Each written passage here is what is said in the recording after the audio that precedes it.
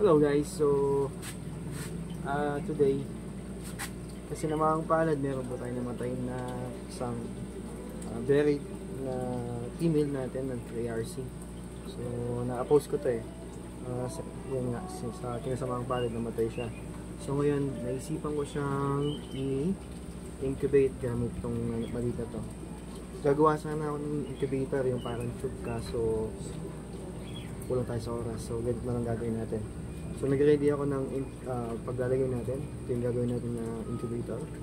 Okay, prototype. Tapos nilagyan ko siya ng methylene blue. Parang isda lang, no? Na, mga nilalagay sa isda. Isda. Yung isda ako, yun. Flower horn yan. Mga ginagamit siya sa isda. So safe naman to since sa marine or sa mga aquatic, mga animals naman siya, mga fishes. So, ang gagamitin natin ito kulay na to. At ito nga palang jellyfish natin. Napapansin nyo, yan, puti na yung mata. At meron pang mga egg. Yan. So, i-script lang natin siya, tapos lalagay na dito. Medyo dahan-dahan lang ng konti. So, ginagawa natin to para hindi masayang yung mga nilay na egg ng ating breeder.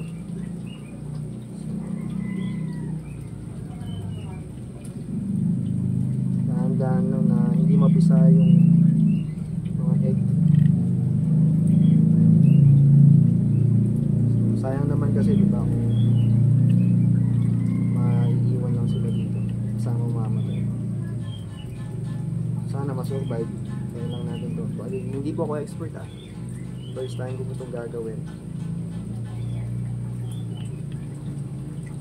Yung may comment po kayo or suggestion, pwede nyo pong i-drop dyan.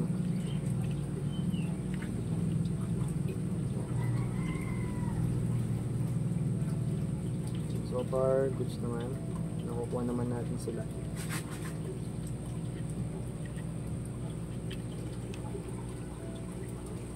Ang bala ko sana dito is gagawa ko ng incubator nila, yung tube type na DIY. Ang kaso nga lang is kulang ko sa oras, kaya ito na lang naisipan kong gawin.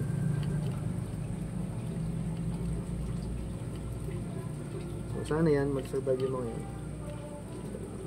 Itong size na crayfish natin nasa 4.5 to 5 inches na siya, so kaya medyo madami siyang itlog.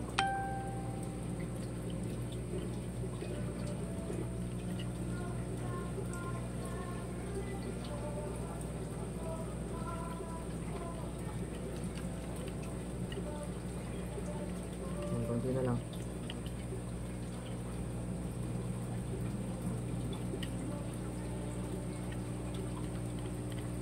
Sana nga lang is na hindi natin maiwasan yung ganito, yung mga namamatay kahit sa isda. Hindi maiwasan na may mamatay kahit sa tao nga may namamatay, no? Sa mga sakit or mga tragedya, aksidente. So para malinis na.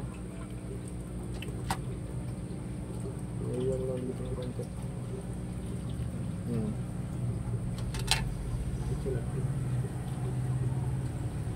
So kung anong kulang po dito or kung mas expert po kayo, pag-comment na lang po. Next natin gagawin is lalagyan natin ng airstone. Dito ko lang siya ilalagay. Yung airstone natin is naka-ready na. Ito na. Ayan, sa kabila. Ayan. Sana hopefully mag-hatch yung mga yan. Yung tubig na ginamit ko po pala dyan is stock water. Galing din siya sa tank ng mga aquarium ko. Dahil po tayong aquarium dyan. I-dito lang po kayo. Ayan, mga isda din po tayo. Mga crayfish natin na available yan. May egg na yata ito tulog. Ayan, so ito pa sa kasalukuyan pong in progress itong mga to. Ayan, madami tayong tank dyan. So update ko po kayo. Ito ay day 1 ng first vlog natin. Nung araw ngayon, September 15 para dito. Update ko po kayo after a week, 2 weeks, or basta pag nagka-improvement na po, update ko po kayo. Thank you. Fish out or fish out.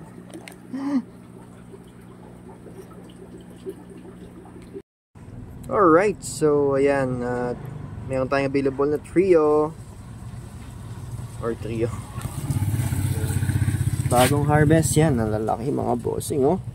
Breeder na breeder, active na active, oh. Naglalaban.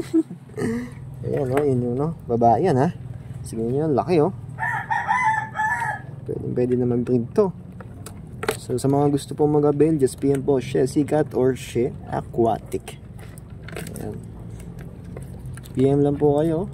Ito, baka possible yung mag-egg to. Lalaki, oh. Active na active. Gusto po niya ng breeder size at nainip kayo sa nabili niyong maliit. Ito na po ang sagot sa inyong pagkainip. Pili lang po kayo. PM lang po kayo. Pinagsasabi ko na. PM lang po kayo sa ating page, Shih Aquatic or Shih Cat. Again, Shih Aquatic or Shih Cat. Spelling po ng Shih is same lang po sa aking ginagamit na pangalan sa profile natin. So, just PM lang po. Gusto po mag-farming, backyard farming, or malaki ang farm. Napakaganda pong alagaan. Di po siya magastos, tipid sa pakain, masarap, pwede nyong ulamin, pwede nyong ibenta. Thank you.